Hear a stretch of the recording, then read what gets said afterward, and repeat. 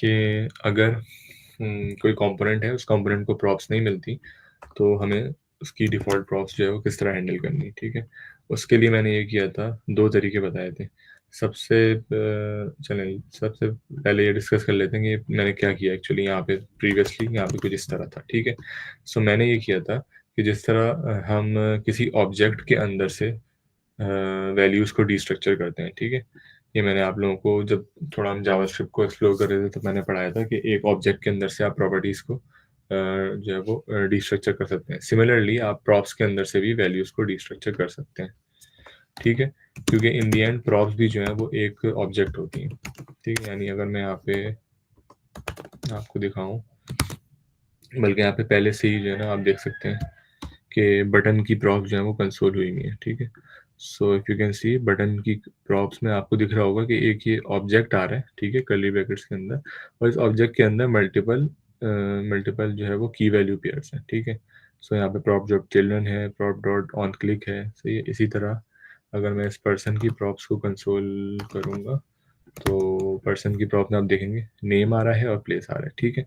सो क्योंकि ये ऑब्जेक्ट है, तो ऑब्जेक्ट को आप डिस्ट्रक्चर कर सकते हैं, ठीक है? बस आपको इसके अंदर की कीज़ पता होनी चाहिए कि आपको जो है ना इन मतलब क्या वैल्यू इसके अंदर जो है वो रिसीव हो रही है कीज़ में, ठीक है? तो की यहाँ पे पहली की है नेम और दूसरी की है प्लेस, ठीक है?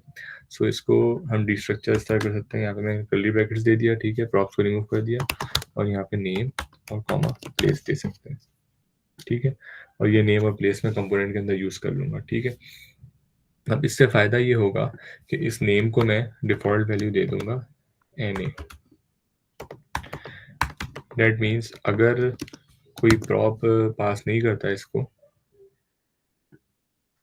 Prop not defined, that means अगर प्रॉप पास नहीं होती, तो प्रॉप की जगह जो है वो NA आ जाएगा, ठीक है?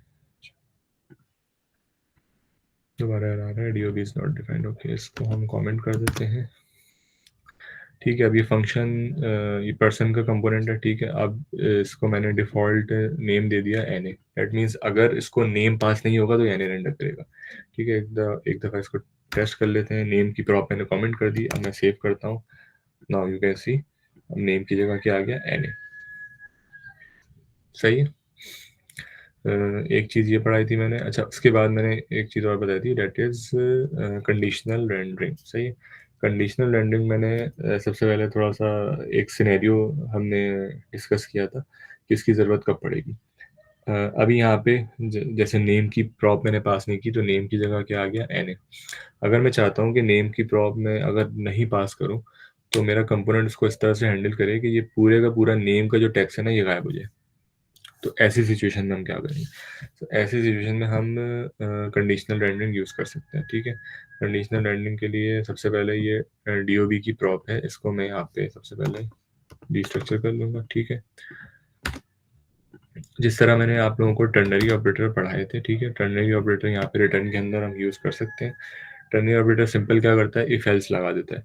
So if date of birth, यानी डेट ऑफ बर्थ कोई वैलिड स्ट्रिंग ऑब्जेक्ट एरे है, सही है? That means non null value है, तब जो है ये H4 का पूरा टैग जो है वो रेंडर करेगा डॉम पे। एल्स में मैंने यहाँ पे नल लिख दिया था, मैं एम्प्टी स्ट्रिंग भी लिख सकता हूँ, कोई मसला नहीं है, ठीक है? बेहतर है कि नल लिखें, सही है?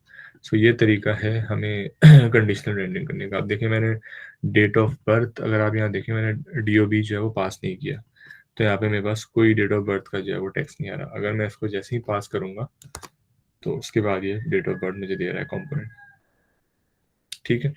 यानी अगर प्रॉप होगी तो ये पूरे का पूरा टेक्स्ट रेंडर होगा, अगर प्रॉप नहीं होगी तो ये टेक्स्ट रेंडर नहीं होगा, सही है?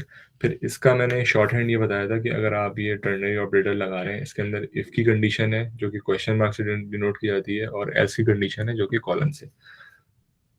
अगर एल्स के साथ आप कुछ रेंडर नहीं करना चाहते, तो आप इसको सिंपली ये कर सकते हैं, लाइक एंड लगा दिया। दैट मीन्स अगर डेट ऑफ बर्थ होगी तो ये रेंडर होगा, अदरवाइज नॉट, सही है? तो इसमें बेसिकली नॉट की कंडीशन हटा सकते हैं आप, अगर आपको एल्स के साथ कुछ नहीं लगाना, ठीक है? बट हो सकता है ऐसा हो, लाइक अगर हम टू डू ऐप की बात करें, सो टू डू ऐप पे जब हम कंपोनेंट बना रहे होंगे, सो उसके अंदर ऐसा होगा कि या तो एडिट का बटन आ रहा होगा या तो डिलीट का बटन आ रहा होगा, सही है? तो उसकी फंक्शनैलिटीज़ खैर आगे चल के हम डिस्कस करेंगे। सो अगर आपको इफ एल्स दोनों कंडीशन में कुछ चाहिए तो आप जो है वो यूज़ कर सकते हैं इफ एल्स। अच्छा, यहाँ पे इसको डेमोंस्ट्रेट करने के लिए मैं एक काम ये करता हूँ। अगर डेट ऑफ बर्थ पास हो रही है तो यहाँ पे ये रेंडर हो जाएगा, ठीक है। डेट ऑफ बर्थ पास नहीं हो रही तो यहाँ पे आप कोई पैराग्राफ टैग यूज़ कर सकते हैं, DOB is not available. Okay, simple. अब अगर मैं इसको यहाँ से कमेंट आउट करूँगा तो ये अभी कंप्लीटली एक डिफरेंट चीज़ रेंडर कर रहा है, ठीक है। सो ये कंडीशनल रेंडरिंग अभी हम कंपोनेंट के अंदर यूज़ कर रहे हैं। हो सकता है हम आगे चल के app.js के अंदर पूरे कंपोनेंट के लिए कंडीशनल रेंडरिंग यूज़ कर रहे हों, सही है, कि पर्सनल का कंपोनेंट रेंडर करना है या कोई और सा करना है।